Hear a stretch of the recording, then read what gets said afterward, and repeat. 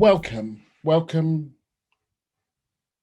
to the launch of the Evidence for Equality National Survey. My name is Gary Younge. I'm a professor of sociology at the University of Manchester. I just want to start with a few introductory remarks before introducing the participants. In her biography of Harlem Renaissance writer Zora Neale Hurston, Valerie Boyd explains why it was so difficult to track Hurston's whereabouts during the novelist's early 20s. Boyd wrote, in 1911, it was relatively easy for someone, particularly a Black woman, to evade history's recording gaze. If not legally linked to a man as daughter or wife, Black women did not count in some ways, at least to the people who did the official counting. The question of who counts and whom is counted is not simply a matter of numbers. It's also a question of power. The less of it you have, the less say you have in what makes it to the ledger and what form it takes when it gets there. That's why we know how many soldiers were killed in the Iraq War, but not how many Iraqis were killed by soldiers. Or why we know how many US officers were shot dead by civilians, police officers, but not how many civilians were shot dead by US police officers. And that's why a project like the Evidence for Equality National Survey, or EVENS, is so crucial. A nationwide survey conducted by Ipsos MORI will collect hard data to document the impact of COVID-19 and the lockdown on the lives of Britain's ethnic and religious communities. Led by the Centre on the Dynamics of Ethnicity, CODE, and in partnership with the University of Manchester, the University of St Andrews, and the University of Sussex, translated into 13 languages, distributed across England, Scotland, and Wales. It will be the first and most comprehensive study of its kind. And in so doing, it will produce the kind of data that can inform and transform our thinking about inequality, discrimination, social policy, and so much more. Such findings would be vital at the best of times, but these are not the best of times. Two things went viral this summer. The first was COVID, and the second was a video of George Floyd being killed, which sparked protests against racism in all its forms, which pollinated and found its home across the globe, not least here in Britain. We know that COVID laid bare many of the racial inequalities in this country, but we still have considerable work to do in pinpointing how and why and what can be done about it. The Evidence for Equality National Survey will arm us with the kind of facts and information that can, if allied with political goodwill and economic resources, make a material difference to a lot of people's lives. At the very least, when it's done, nobody can say they didn't know. And the people who we believe count will have been counted.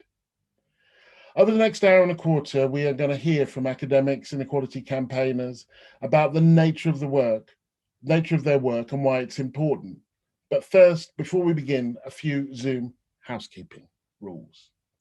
We have two BSL interpreters, Tayo Igbintade and Nakisai Larson, and they will switch every 15 minutes.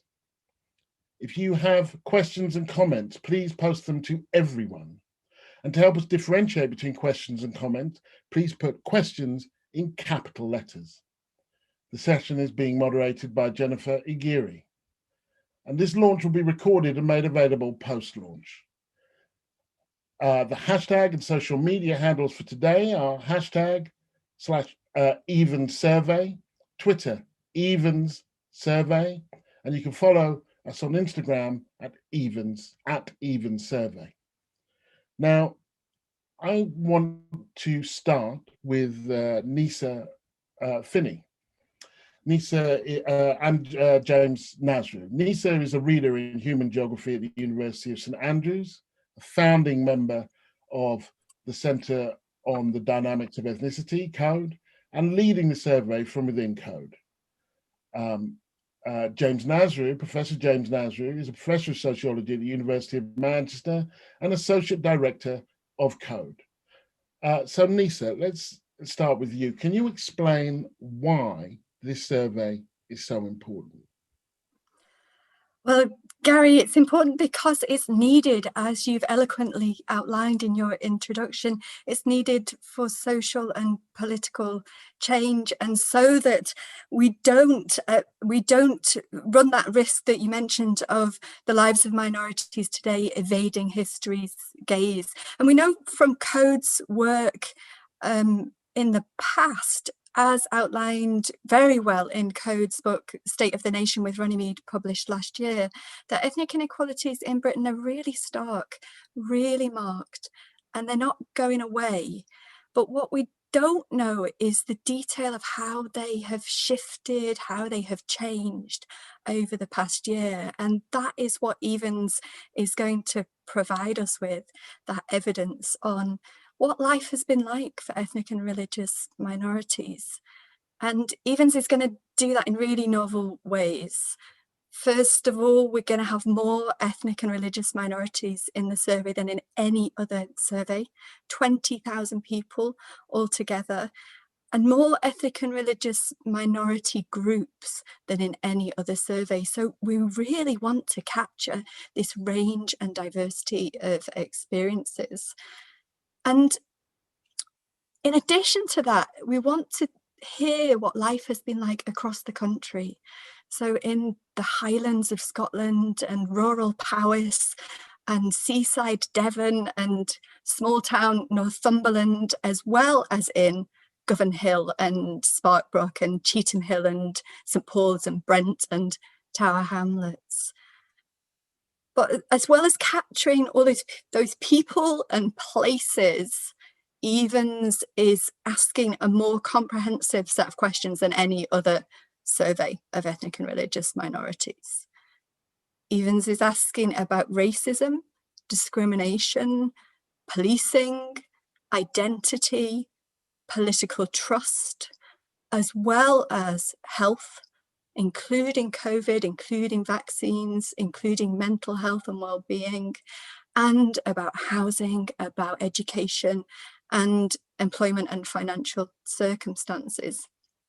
So EVENS is important because it's needed, because it's novel, but also because this is really robust science. You know, this is cutting edge survey methodology that we're working on here. And that is possible because of the amazing teams and collaborations that we have.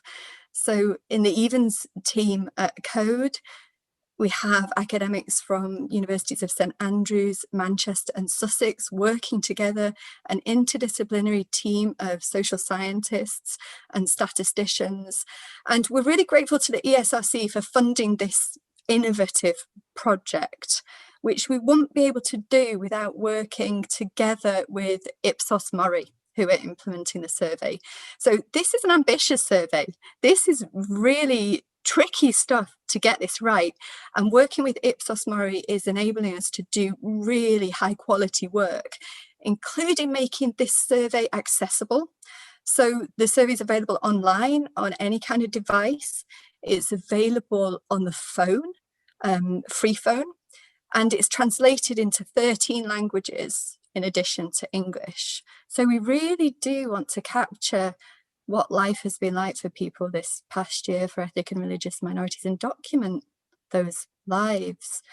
And to do that, what is really fundamental to this project is our partnership with voluntary and community sector organisations. And we have a fantastic suite of partners. And in a moment, I'll pop the partners in the chat so everybody can see. Many of them are here today, which is fantastic. And this is helping us to understand, represent the needs of communities, to work with communities in an ongoing way, and also to feed back into communities, because in the end, it's this change that we want to come out of the survey. So what we need now is for people to take part in the survey, to help us record those lives. So EVENS is important because it is needed, because it is novel, and because it is robust science. And I hope, and I really think, that EVENS will empower change. It's exciting. James, we know some things already, don't we? We have a sense of the inequalities and discrepancies among certain racial and ethnic groups. How do you envisage that the data that you collect could add to the knowledge that we already have? Yeah, that's a very important issue, Gary, and thanks for asking it. It's already come up in the chat. You know, we know about these inequalities. Why do we need more information?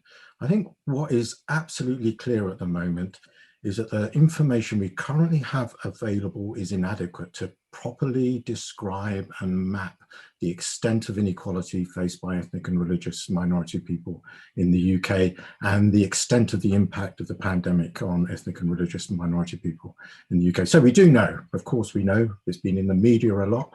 Many of us have commented on the differences in mortality rates, the differences in levels of severe illness and so on, and we've speculated about the causes of that. We also know that people living in poorer conditions, in poorer housing, with more precarious employment, or with poorer health, are at greater risk during the pandemic of social and economic as well as health harms. We know this, but we haven't had this adequately mapped across different ethnic and religious minority groups. And more importantly, we have only a partial picture of this, so we don't know the depth of and the complexity of these inequalities and how they're impacting on different ethnic and religious minority groups. And we also know, and I and others have had several encounters with policymakers where they feel desperately short of information. Despite these headline findings, they feel desperately short of information to inform action. And so that's what EVENS is about. As Nisa has very thoroughly described, this is a comprehensive collection of information across the full range of ethnic and religious minority groups living in Britain, living across the countries of Britain, living across the regions of Britain, which will be crucially important to inform this. And this is absolutely cutting edge methods. So the other thing we know is that the evidence that is available to inform policy is not only partial, but in many cases it's pretty poor quality. And that's because of the complexity and difficulty of collecting information on ethnicity and religious minorities. This is complex science, and what we're doing here is using the most innovative, most advanced methods to collect robust evidence that can then be used to present this comprehensive picture, which can then be used to inform policy. And not in a passive way. We plan to work actively with our partners and to support them in advocating for, using the information to advocate for and to campaign for change, as Nisa said. Crucially important also, as Nisa said, and I think you set the context beautifully, Gary, also important is that many, many people take part in this. So we want people to take this seriously, to take part in this survey, the full range of people from ethnic and religious minority groups, so that we have robust evidence. The more people who take part, the more robust the evidence and the greater the campaigning power, the more the voices are heard, the better. Is some of this, James, an issue of targeting, in a way, of saying, well, look, there's a specific need here among the Jewish community in this place, but not so much in this place, or among the Caribbean community as opposed to the African community, for example? Is that part of what you hope to find? So we're not targeting in terms of who we want to take part in the survey. No. I mean, the results of the survey could assist that as well. Yeah, exactly. So we want all people who identify as religious or ethnic minority to take part in this survey. That's our ambition. And then what we are able to do is to identify the groups and the subgroups of people who are most at risk, or the different types of disadvantage being faced by different people. You can imagine that the experiences of people living in rural communities are quite different from those living in high density urban settings, for example, or that the needs of Jewish people might be different from the needs of Sikh people, for example. Maybe not, we don't know. This is the major challenge facing us and facing policymakers, is to generate the evidence that allows us to make those comparisons, allows us to identify where there's need for action. Thank you both. So there is a need for sort of evidence-based intervention, and this will provide that crucial evidence. I want to thank you, Nisa, and thank you, James, and we'll be hearing from you shortly. I now want to bring in Dermy Kapadia, who's a lecturer in sociology at the University of Manchester and a code researcher. Hi, Dermy. Hi, Gary. How do you envisage that this data will be used? So I think, just to echo what Nisa and James have said, this survey is going to create much needed evidence to inform the decisions that are being made about the management of the pandemic in England, Wales and in Scotland. And keep in mind that this is the largest data source that we'll have that will detail what life is like and what life has been like for ethnic and religious minority people in Britain. And this means that the EVENS survey can provide the best and most detailed picture of the inequalities facing these groups and really properly inform strategies and policies to alleviate hardships faced by them and make a real difference to people's lives. And I think, as well as these data really informing policy, we've already said we want to shift this narrative and the public discourse around racial and ethnic inequalities and religious inequalities. And we've seen, to an extent, this year and last year, these conversations are being now more focused on institutional racism and systemic problems that create racial and economic inequalities. But I think the conduct of this survey and the ensuing analysis and the results that will provide will really allow us to push these messages further and urge this government to target these policies at these levels, at the systemic level, at the institutional level, rather than individualising problems and laying the blame on ethnic and religious minority people, which we've definitely seen in recent weeks and months in the media. Crucially, what we want to do with this evidence, we want to mobilise it, we want to get it out there. And one thing we'd like to do is create a series of briefing papers as soon as the data are ready, which will detail what things are like for ethnic and religious minority people in terms of their health, how their jobs have been affected, how their caring responsibilities have been affected, and as well as lots of other topics asked about within the survey. And there's a whole range of areas that we ask about. And, you know, providing a set of easy to understand results that can be used by policymakers, local and national government, and voluntary and community organisations, some of whom you as well. We will be creating a data source that could be used into the future. So these data will be available via the UK Data Archive as soon as the survey team have processed them and readied the analysis. And so the UK Data Archive is a place where lots of survey data are available for people across many sectors to use.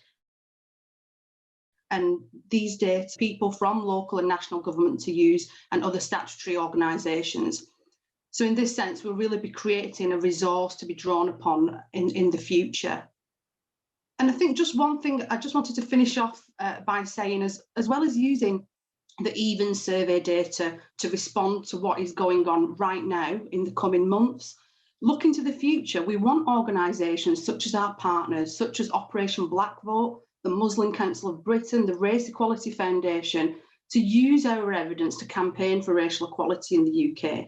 And we're really, really grateful for the vast number of voluntary and community organisations that are official partners of the EVENS survey, so we can really work together to push for change and ideally eradicate ethnic and religious inequalities. Thank you very much, Demi. I just want to reiterate for those who maybe came in a bit later. You put your questions and comments to everyone in the chat, but if it's a question, can you put it in caps so we can easily identify it? There's a lot of comments already coming through. But Demi, I just wanted to come back to you and ask, so your hope is in some way to shift with that, this data will help shift some of the narrative around race from the individual to the institutional and from the personal to the broader political. Is that right? Yeah, that's right. And I think we have seen some of that shift more recently, but I think we still do see this. So, for example, the conversations around vaccine hesitancy have really tried to place blame on ethnic and religious communities rather than thinking about what are the barriers to maybe wanting to get a vaccine. Why don't we look at trust in state institutions and think about how these people may have been treated previously when thinking about what may be deterring people from getting a vaccine? And to just kind of add to what the inadequacy of some of the current data sources we have, we're hoping that the data we'll have here, where it's 20,000 people in total, so 3,000 people from mainly white British populations, and then a massive of 17,000 ethnic and religious minority people. These are the kind of data that we need to inform these kinds of debates and shift that narrative properly using proper evidence. Thank you very much, Dermy. I mean, it feels like, listening to all of you, there is a desire, and a part of the aim is to shift from talking about ethnic and religious minorities to talking to them, and rather than talking in an ill-informed way, talking to them so that we can both address them and a broader society in a much more informed way. I now want to move to some of the partners who have been and who will be involved in EVENS work. And I want to start with Zahra Mohammed, the recently elected Secretary General of the Muslim Council of Britain. That's Zahra Mohammed. Zahra, before the COVID crisis, the Muslim Council of Britain was already highlighting poorer health among elderly Muslim women. How will this work help your work further? Yeah, thank you so much, Gary, and really thank you to everybody for the invitation, and also for the fact that we've been able to participate in such an important survey. And I think I really do echo what the others have said. You know, the social inequality, the economic deprivation, and this narrative on ethnic minority communities really just puts us on the back foot every time. For us as the Muslim Council of Britain, you know, representing the largest, you know, Muslim umbrella organization, it's so important that we are allowing our communities to access the opportunities, to be able to fully participate, and to not constantly be faced with these blocks. And I think what we've seen from the pandemic is that, you know, the way the ethnic minority community, the way the Muslim community has experienced this pandemic is very different. You know, we have been disproportionately impacted, you know, whether that has been in the way that the guidance has come out, and there's been a huge amount of misinformation and lack of clarity, you know, places of worship closing, you know, we've had to do some of our big spiritual holidays at home, to the very inclusion in health and policy making and the conversations that we have. So for us, this is really fundamental that we have an evidence-based approach. We saw earlier during this pandemic, you know, the conversation of, well, are ethnic minorities really affected differently? And many of us were thinking, well, yeah, of course, you know, do you need to be asking us this? And I think there was a question earlier in the chat about, you know, we know the evidence is there, we know that this is the case. And I think what this survey is really seeking to do is to do it in a way that it's never really been done before, so that we're stronger in our conversation. We have a really strong evidence-based approach in the way we form our own policies. And for us, what's the most important part of our work is to drive that through our affiliates, through our members, and through the grassroots. We need to empower them too with this information. And there has been a lot of challenges throughout COVID-19 in making sure our communities are equipped, reassured, and really given the information that they need to move forward. Zahra, could you give us a sense of what it's been like over this last year to try and advocate for the Muslim community against the backdrop that you've just described? Yeah, no, absolutely. Yes, I was thinking, has it been a year already? Oh my gosh. So, at the start of this pandemic, we had to go into crisis management mode because none of us knew what on earth we were in for. And, we put together a national platform. We put our medical experts, bereavement, we put our charitable sector, we put our mental health. We got everybody around the table and we said, okay, how can we offer community response? What we did not anticipate was the severity of what was going to be happening. I mean, if we just go from the start, bereavement and loss, like nothing we've ever experienced before, particularly in the Islamic tradition. I'm sure this is across the board, that part of not even being able to see your loved ones, worrying about how would you, send them off in the way that you wish to send them off. There was some stuff around cremation and that had to be kind of clarified really quickly. Then we had, the economic impact, and that's going to be one of the biggest areas that we're going to be constantly having to face. Small businesses, families, extended family businesses. We're talking from the taxi driver to the businessman, the CEO, everybody took a hit. And for us, especially when we already face so many institutional barriers to attaining employment, and I know for many of my own friends, young professionals, some just qualified, some about to get a promotion, now redundant.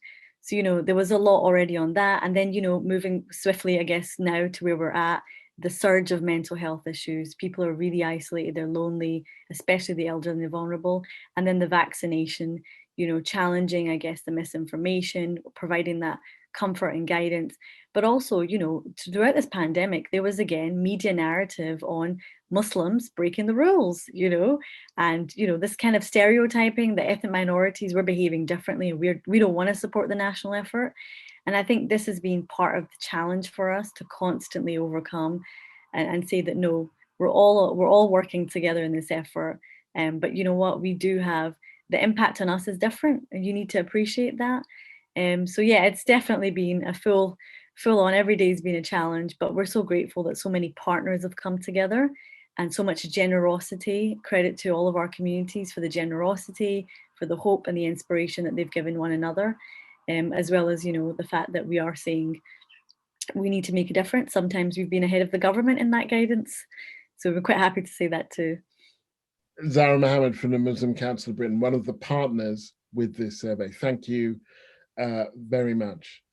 Just as what I'm going to describe as a short commercial break, I just want to emphasize to the people here to spread the word among those that you work with to support participation in this survey. That this survey, as of yet, is abstract. It needs people to actually engage with it, and we are to a significant degree relying on the engagement of others, which is why the partners are so important.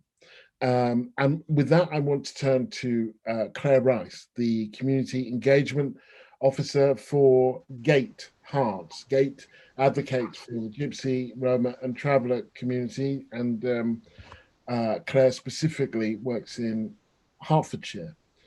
Now, hi there, Claire. I know there's been a high rate of suicide, for example, amongst the Gypsy, Roma and Traveller communities, and that many local authorities don't have a policy in response to the crisis that these communities face, and indeed, I would argue, never really have done, and sometimes have been part of the reason for the crisis. What do you want to come out of EVENS for the communities that you work with, Claire? It's very important that our community voices are heard in amongst this survey. And it's also very important that there is data available. With data, we can target responses towards, as you've pointed out, the high suicide rate within our communities. Gypsies and travellers, as you know, face many inequalities, social injustice, housing inequalities, education inequalities. All of these impact on the suicide rates that we see within our communities.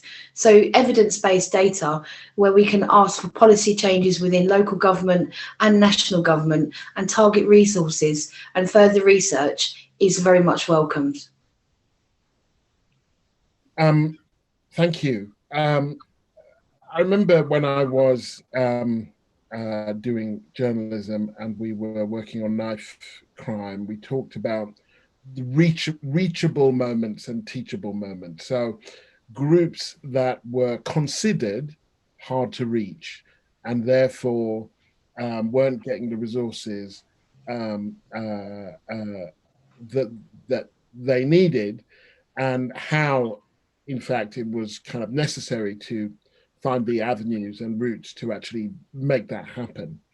I'm just wondering how that would relate to the Gypsy, Roma, and Traveller community, which are sometimes not visible minorities, and sometimes not understood within the kind of minority kind of discourse. What does that mean in terms of the survey?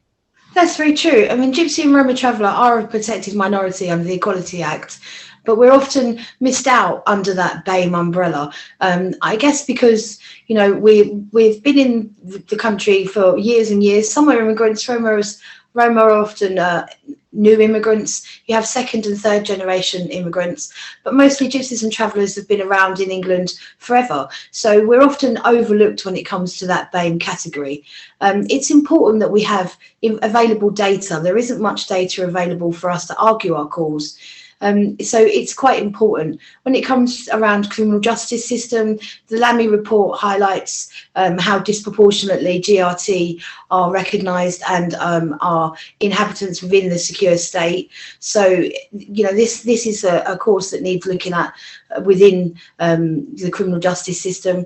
So in relations to COVID, there isn't much data around digital exclusion. Gypsy and Roma Traveller have low educational rates, and this COVID epidemic has highlighted how digital exclusion and literacy issues are paramount for our communities. So hopefully the evidence drawn by this survey will help us to target resources, and we can learn from this data and see some policy changes around these issues. Thank you very much, Claire, of Gate Heart, working with and on behalf of the Gypsy, Roma and Traveller communities. And I want to go on from one of the last things you said there about specifically about literacy issues, because our next panelist is Molly Rosenberg, the director of the Royal Society of Literature. Molly, welcome. We tend to, and indeed in this conversation, kind of have sometimes talk about these issues as though they exist in silos, as though they affect, you know, Black people in a certain way, or Muslims in a certain way, or Jewish communities in a certain way. But the reality is that we don't live in silos, that at one and the same time I can be many things, Black and British and straight and male, and that I'm just one thing, which is me. And that's, of course, true for all of us. Our identities overlap and they intersect. I wonder if you could talk to us a little bit about how you think that what comes out of this survey can help us better understand those intersections.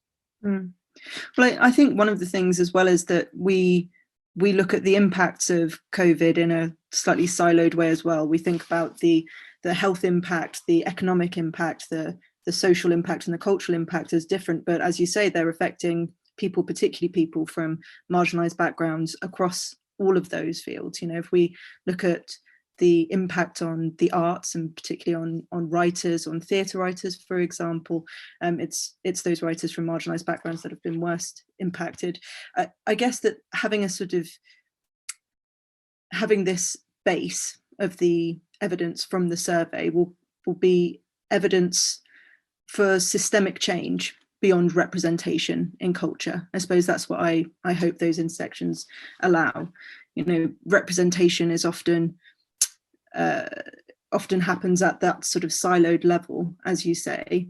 And I think that if we move beyond representation and we think more about the structural change, we can think about how the cultural industries can work to counteract racism and inequality. it's important that the survey shows the lived experiences of people marginalised by multiple elements of their backgrounds and experiences, and that we get an evidence base for programmes of support that take people's experiences on their own terms, but that also feeds into the decision making. I think that's really important. Yeah, I'm minded of, and I hope I don't butcher this now, but as a statement that was made by some Black feminists at one stage that said all of the women are white and all of the men are Black, but only some of us are brave. And there is that kind of because the umbrellas that were used of race and gender could then miss out particular experiences that weren't even minority experiences. And I mean, we don't know for sure because because the survey hasn't started, but within communities, it could be that women or gay people or whoever it is are kind of very are particularly find themselves particularly vulnerable or particularly safe even. And I'm wondering how you understand that. Well, I think that what this evidence will hopefully give us as a grounding is the opportunity to think beyond the homogenizing language that we use. I mean, as the Royal Society of Literature, our mission is for the advancement of literature, but we look at the way that stories and narratives can change the way the sort of the world that we live in, as well as reflecting it. And I think if we move beyond the homogenizing of experiences into categories like BAME and the exclusion of certain identifications against one another, we end up with a richer culture and a culture that speaks to and supports more people. And finally, I wanted to ask, and it's not in this capacity that that you're here, but that there have been particularly kind of particularly affected in certain sectors and sects has been the Jewish community. And anecdotally, I've heard that kind of discussed in quite an ill-informed way, not understanding that within the Jewish community there are a range of groups and experiences and so on. And please don't feel obliged, but I wondered if you might speak to that.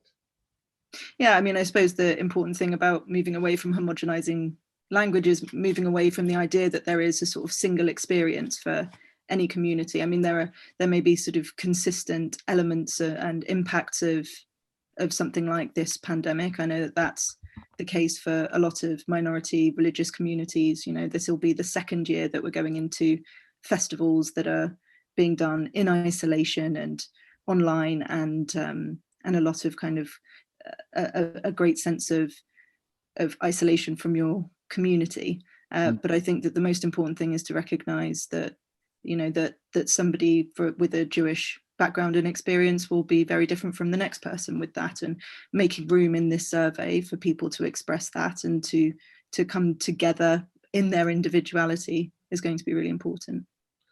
So I'm going to move to Sir Simon in all his glory, the director of Operation Black Vote, which campaigns for greater inclusion and participation of minority communities within our political structures. Welcome, Simon.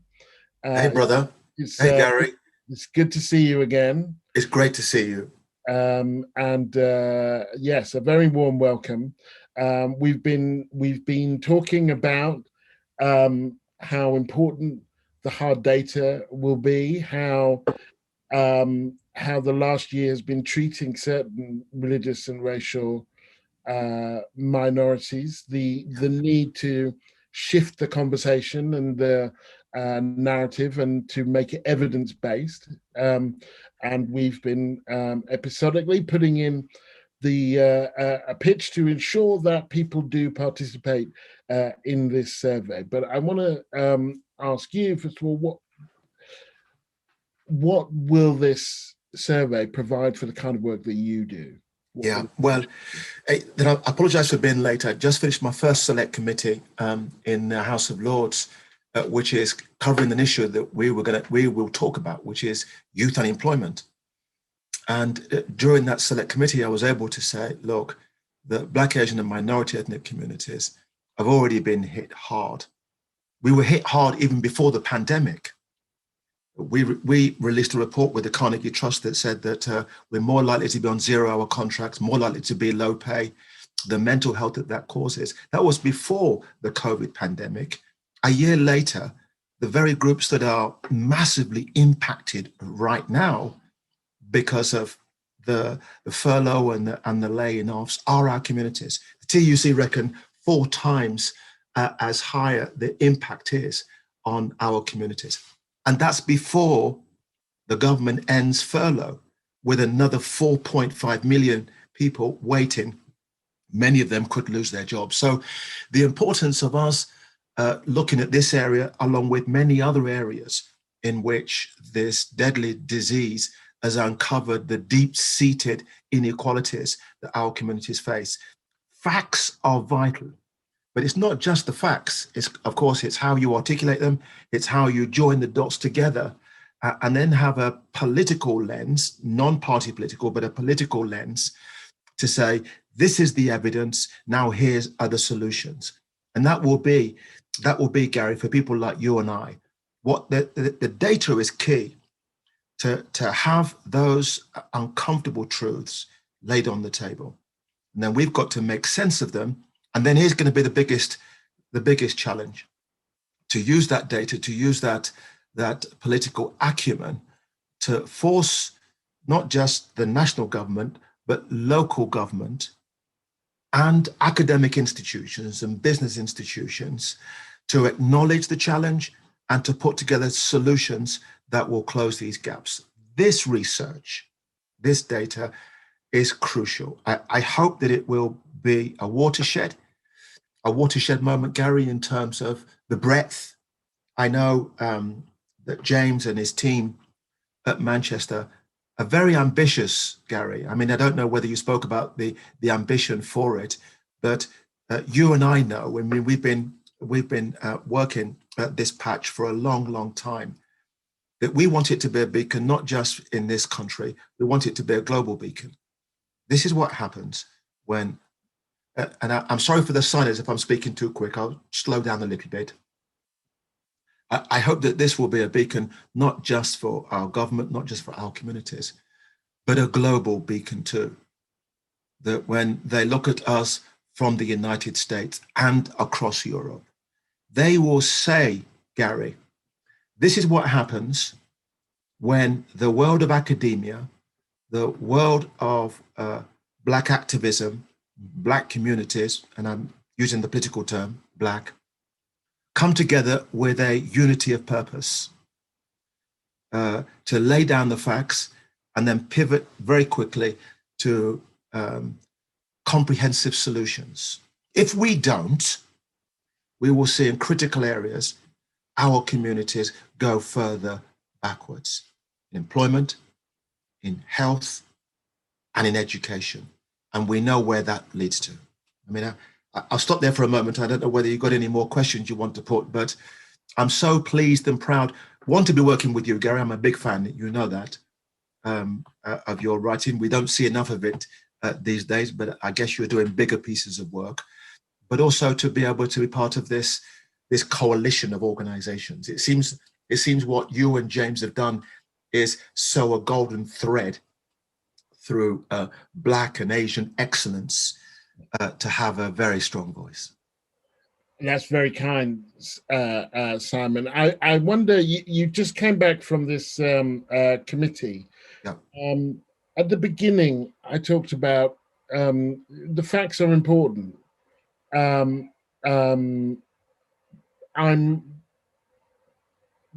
you think there is the political goodwill to translate those facts into the kind of action that will improve the circumstances of religious and racial minorities? In all honesty, no. And for me as an activist, it's heartbreaking because I would say, and I'm glad you asked this question, I would say that never before in my lifetime as an activist, since the Black Lives Matter movement convulsed this country and many other countries to look inwardly at its deep-seated racial inequalities, has there been a better time to begin a constructive conversation about systemic racism? And I, like you, have had untold conversations within academia, within business, within local authorities, sitting on a variety of commissions. For me, where the biggest blockage is at the moment is central government, and particularly number 10 Downing Street. What I'm witnessing, which I find deeply troubling, is in part a deep sense of denial that systemic racism is as deep and entrenched as it is. We heard the Prime Minister's narrative just before Christmas, in which he said, we need to change the narrative. And we argue back, if you change the systems, the narrative changes itself. But if you seek to change the narrative, one, you're in denial, and two, you're holding back talent. We get this right, we get this survey right, we get the data right, we get the policy change right. And what are we about to do? We unleash a deluge of talent across our communities, because they then will have a pathway for them to show their experience, their dynamism. But at the moment, too often, it gets blocked. So it's really critical. I think there's one hope that I would say, Gary, with the government, is that most governments want to win elections. Well, they don't want to win, they're desperate to win because they know that's how they get power. What we have got to do, we've got to be smart enough to show them, look, if you want the crucial black vote in winnable seats, you've got to acknowledge systemic racism and you've got to have a plan. And we've got to say to the white working class too, this is not a zero-sum game. Just because we have greater race equality doesn't mean that white working class are detracted by that. If we win, we all win. Thank you, Simon. And the role of EVENS in a way is to inform that narrative, so that we an awful lot of ink is spilt about the state of ethnic and religious minorities in relation to COVID and inequalities and so on, but very rarely does it have the facts to back it up. And that's what's going to happen here with and I want to invite back Dermi Kapadia, the code researcher on the program on EVENS, Nisa, who is the lead on EVENS, and James, to talk about what you've heard from the contributions of various partners. Thank you, Susanna. Thanks, Gary, and thanks everybody for those comments and support for the survey, and the lots and lots of comments going on in the chat. I feel a bit divided just now. So much optimism, so much positivity, support for this survey, which really is doing something new. And on the other hand, this real challenge of how do we affect change with this kind of work. And I suppose I do really feel that we have a chance with this survey to affect change. Firstly, because of what we said about how it's innovative, how it's novel, how it's robust, how it's asking questions that haven't been asked before. It's providing new data, but also because we're doing it in this partnership approach.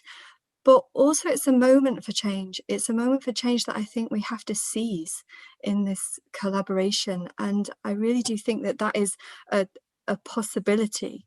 So I do feel hopeful. It is a challenge, but we can't effect this change. We can't empower that change without that evidence there to really say, this is what life has been like. This is where the inequalities are.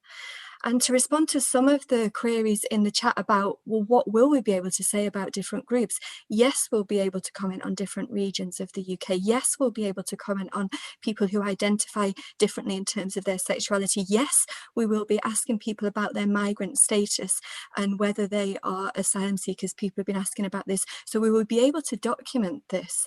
And just to reassure everybody, this has gone through the highest level of ethical approval. The data is protected at the highest standards of social science.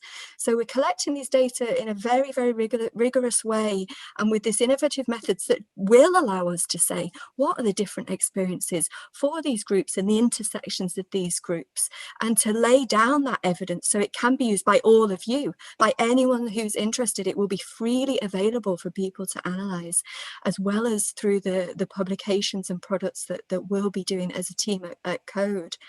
And to answer some of the other questions, this is part of a wider research agenda that Code has. And a lot of the other work streams at Code are going to be really supporting the work of EVENS and also drawing from it, so that we have this broader body of evidence to try to address these problems of ethnic and religious inequalities. James and Demi, would you like to come in? I was just going to add to this kind of frustration that has been voiced by the participants today at this press conference, and to add to what Simon was saying about this, there is a disillusionment. We do have a lot of evidence. We have a lot of evidence of how ethnic and religious minority people in this country have been severely discriminated against, and this has really affected their life chances. And some of these people are really living in very dire conditions. They had been before the pandemic, and that has been exacerbated with the COVID-19 crisis. And I really do empathise with people saying that we do have so much evidence. This evidence is not being listened to. But we would argue here at the EVENS team is that this data source is being, we're collecting this data at the right time. And we're hoping to really capitalise on what is going on right now to try and urge people, to urge the government, even though I agree with some of your comments, Gary, about that government maybe not being very willing to listen. But really, this is a moment which we can use to really push for change. And it's not just us as academics, as Simon was saying, it's people from the voluntary and community organisations that we're partnering with. These are people with some real influence on race equality, and we're all coming together for a common cause to use this data source to do something that we all truly believe in. Thank you, Demi. And James? Yeah, of course. I'll start off by saying how great the contributions from Zara, Claire, Molly and Simon have been. I think they've illustrated in many, many ways how important this work is to them, as it is important to many other activist groups, partners that we've got engaged in this work with us. I'll start from perhaps the wrong point in replying to the comments that have come up in the chat by saying, from an academic perspective, I've been studying ethnic inequalities for 25, 30 years, and particularly ethnic inequalities in health, but ethnic inequalities more broadly. And I've been using that information, trying to use that information to shift policy change over that time, and seeing movements backwards and forwards, but also seeing the scary persistence of ethnic and religious inequality within the UK, and more broadly, of course, persistence over decades, very little improvement, despite policy moving a bit backwards and forwards. I'm really excited to be involved in this survey. This is the most exciting. I've been involved in almost all of the surveys that have been conducted, in one way or another, that have been conducted since the 1990s on ethnic and religious minority groups. And I am so excited to be involved in this survey from an academic perspective, because this is absolutely cutting edge, innovative methodology to enable us to achieve that ambition of representing the experiences of ethnic and religious minority people across the board, across England, Scotland, Wales, across the full range of ethnic minority and religious minority groups in the UK. Often groups are just neglected, as Claire was pointing out, in relation to gypsies and travellers, or in relation to Jewish people, and so on. We're going to allow a comprehensive coverage of that information. So why be skeptical about this? I fully understand the skepticism that has come through in some of the comments in the chat. The census will tell us this. We already know the information. We already know about these inequalities. And anyway, our political masters won't do anything about it. And Simon has pointed to this. Someone else in the chat pointed to the inadequacies of the Minister for Equalities. I, like many others, have criticised her for denying the importance of racism in shaping the lives of ethnic minority people and in shaping their COVID experience. What does this survey do to correct that? Well, the first thing it does is it provides us with the robust scientific evidence that we need to document and then campaign and advocate around ethnic and religious inequalities. And then the second thing is that if we think about that campaigning, our targets being number 10 or the Equalities Minister, I think that's wrong. I think we need to think in the way that Simon has been arguing and as others have argued. There are a range of institutions who are actually thinking very seriously about this moment and how this moment can lead to change and lead to improvements in ethnic inequalities. The NHS is one that is thinking very seriously about ethnic inequalities, recently set up a race and health observatory in order to address ethnic inequalities, both in the workforce and in the population more broadly. Universities are making these arguments. As Simon said, businesses are making these arguments as well, lost talent. And of course, we've seen this in local government. Also, Sadiq Khan and others have been campaigning around ethnic inequalities. What we do, provide the information, high quality information that cannot be dismissed as inadequate in order to allow people to campaign and to advocate for policy change. And there are levers that can be pulled. And that's the moment of optimism that I have in this context, having worked, as I said, for a very long time in this field. Just to add, from my own experience, a bit of optimism from a strange place really would be the Windrush scandal. That because that happened while I was at the Guardian, and a media gentleman would do these stories, and they would land somewhere. We had no idea where. Nothing seemed to move. Nothing seemed to budge. I remember having a meeting with the head of Runnymede Trust and the Joint Council of Welfare of Immigrants and the Barbadian High Commissioner, talking about, well, how can we, none of this stuff seems to be gaining any traction. And then suddenly the walls came tumbling down. And it wasn't in this case that there was new information, but it was about the persistence of the people involved to keep pushing and to keep pushing and to say, look, this is an issue, and sooner or later you're going to have to you're going to have to deal with it. And I mean, that persistence still continues. And it's always true that, you know, if you fight, you might lose, but if you don't fight, then you definitely can't win. There's a couple of questions I want to keep you all on here. One, and I'm going to apologize if I get your names wrong, from Sim D'Souza. These are both about the census. One asks, will there be any correlation between this survey and the census, which is happening in March 2021? And then Hanif Bobat, who asks, considering the UK is conducting the census survey next month, how will this survey be different? Many of the questions that this survey asks will be included in the census survey. So I'm putting that to either or all of you three to answer. But Dermy, seeing as you said the time is right, this is the time, and this time happens to chime with the census. Yeah, any of you want to answer that? I'm very happy to comment on that. I love the census. I think it's wonderful. I encourage everybody to complete the census. I use it a lot. It's a fantastic resource for anybody interested in demographics, populations, ethnicity. Since 1901, when we've had the ethnicity question, this survey is entirely complementary to the census. It's not competition for the census. It's doing more than the census. in many ways, because we're asking so much more than it's possible to ask in the census. So the census has the advantage, you get everybody just about in there, but you get very little information about them. We get fewer people, 20,000 people, but that's enough statistically to draw conclusions about groups. But we get, alongside that representation of groups, a vast amount and wealth of information about experiences: racism, caring, volunteering, well-being, health, housing, jobs. So we have that we can comment on. It's not at all in competition with the census, it's entirely complementary, and that's the message we want to get out there, because this will indeed be live. The data collection will span the period of the England and Wales census.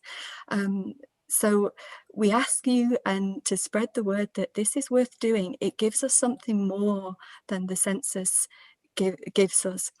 And further to that, the census is actually quite crucial to our methodology. We have questions in our questionnaire that match census questions, so we will be able to do checks against our survey to the census when the census data come out next year. So we'll be able to draw those comparisons. It's part of this innovative methodology that we have, our benchmarking, if you like, for our own survey. Demi. Thank you. I was just going to come in and say that, like Nisa said, you know, we go a lot further than the census in terms of the detail that we're collecting from participants to the EVENS survey. And just a couple of areas that we're collecting data on that I really want to highlight. So we're really going to ask in depth about people's experiences of racism and discrimination to an extent that's not been asked about before in any UK survey. We're going to ask about life course discrimination, discrimination before the pandemic, during it, different types of racism that they've experienced, fear of racism. And this is really a credit to our research team, particularly Dr. Laia Bakares and Dan Ellingworth, who have really sourced the best questions that we can possibly have on capturing these experiences of racism. And as we've discussed, these measures are really crucial to trying to understand the ethnic and religious inequalities that people are facing. A couple of other areas as well that we're going to collect data on that the census won't collect data on is people's participation in the Black Lives Matter movement in terms of protests, any other kind of activism that they have participated in. And one other really important area, I think, which we know is a real concern for many of us, is how ethnic and religious minority people have been policed during the crisis. And we will be asking questions on that as well, which the census will not be asking about. So I think we really do have to see the breadth and the depth of our survey as a real credit. This is something that is really going to provide such detailed evidence, and it will be in addition to the census. And I'd just add that one of the other things we can do is connect these different experiences in people's lives. So rather than just talk about policing, or just talk about racism, or just talk about health, we can show the connections between those experiences, and so show the depth of inequality, but also show how different dimensions of inequality drive each other. But can I just say something that's completely tangential and off the point, but I've noticed in the chat that lots of people are asking about how they can be involved. As I understand it, you will get a link to the survey as we close, but also we do have your details, so we will be emailing out and asking you to promote the survey across the groups that you represent. So yeah, there will be an opportunity to promote this survey and for you to partner with us in that promotion. Yes, not tangential at all. Absolutely kind of fundamental and crucial. I want to stay with you, James, because you talked about the number of projects you've been involved in and surveys you've been involved in. And Tom Griffiths asked, what about research fatigue? People and communities who've been targets of researchers in the past, but nothing has changed for them. What would you, what words of comfort would you give to Tom? Yes, so I guess my answer is pretty much similar to the one that I gave earlier. So research fatigue, absolutely. And particularly you have researchers coming in, extracting information, publishing high quality papers, and then disappearing. And of course, I am an example of that. I do that to a certain extent. But what we're doing here is working first very closely with our partner organizations in order to design the survey, to get the survey design right. So, for example, we have questions on funerals and things that we just would not have included if our partners hadn't asked us to include them. So we are reflecting in that way some of the concerns of the communities that we are researching. We are also, to varying extents, members of those communities. And we are also absolutely keen to partner in order to achieve change.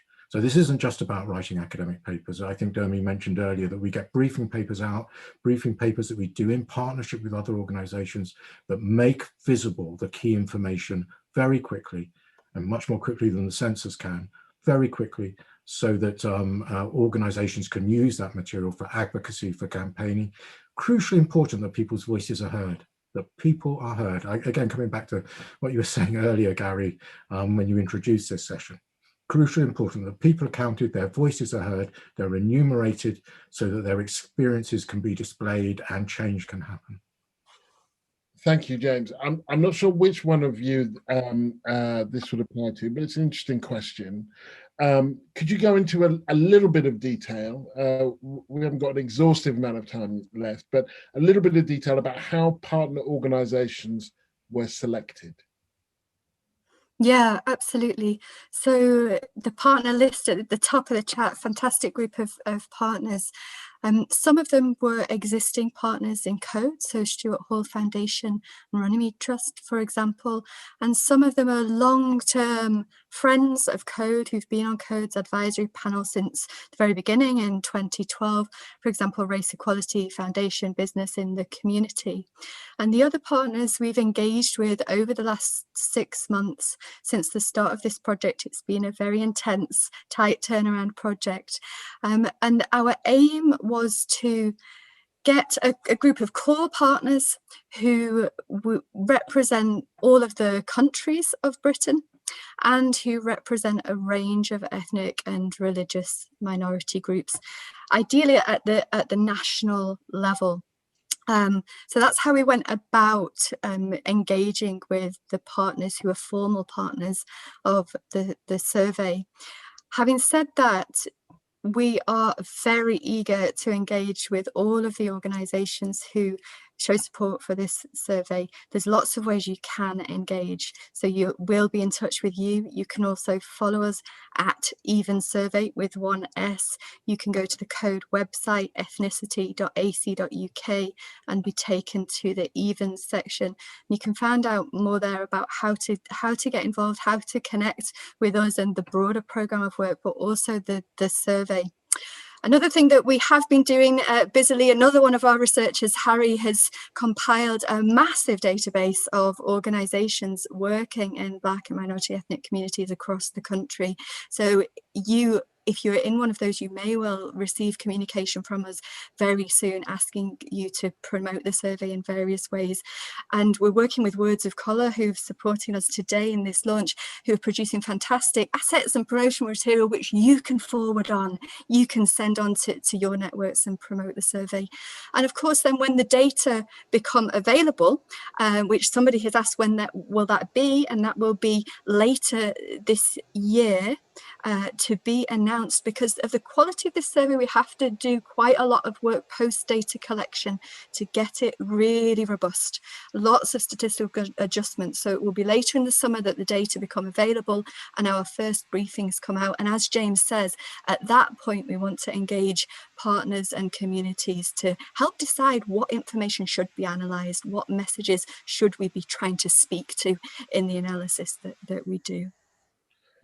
The last question, very, very quickly, but it's a good question from Sarah Solway. Will EVENS include a sample of white majority people of different socioeconomic backgrounds?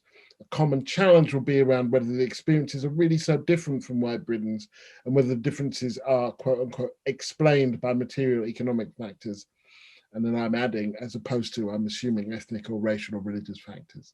The very brief answer, Gary, is yes, we will have a part of the sample that is white British, a small part, around 3,000 people compared to the 17,000 religious and ethnic minorities, but that will allow us to do those comparisons that Sarah's asking about.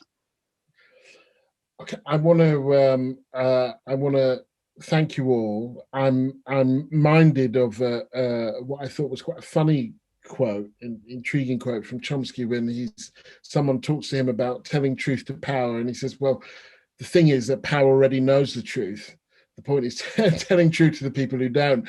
But in this case, actually, you're finding the truth. You're finding the facts, that nobody knows these facts, and that armed with these facts, there is an awful lot that can be done. And as I said at the beginning, at the very least, and it is at the very least, nobody can say that they didn't know.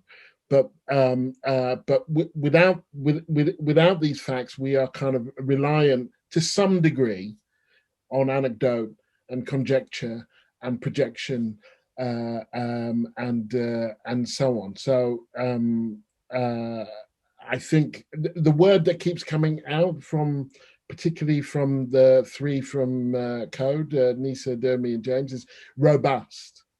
And scientific, that relying on the kind of on the hard data to tell the story, and on the people to tell their own story rather than telling the story to them or about them. So I want to thank Nisa, who's the lead on the project, James and Dermy. I want to thank Zara and Claire and Simon, and Molly for being with us today. And I also want to thank the BSL interpreters. I'm sorry, because I was supposed to go slower with names and a whole lot of other things, and I forgot. Teo and Nakisai, and sorry as well if I've mispronounced your names. And then the EVENS VCSE partners, Operation Black Vote, the Muslim Council of Britain, Bailey Initiative, the Stuart Hall Foundation, East in Wales, Migrants' Rights Network, BEMIS in Scotland, the Race Equality Foundation, and Business in the Community, and anyone, once again, it would be on me that we have left out. You have been sent the survey link, which will appear in your browser once you sign off for the event, and I implore you to fill it in and to share it. It is it's like a live organism now. It needs to go out into the communities and have its own life, and there's a hope, I think, that it will come from people that you trust and that you know, and that where there is no or little fatigue, and that we can come together again in the data and see ourselves honestly and faithfully reflected. You can follow us on @EVENSurvey. If you're tweeting about it, it's hashtag #EVENSurvey. I'm grateful to all of the participants and to all of the attendants. I think it's been a really informative and engaging hour or so, and I look forward to seeing you, particularly Nisa, Dermy, and James, on the other end with the facts. Thanks again. Bye.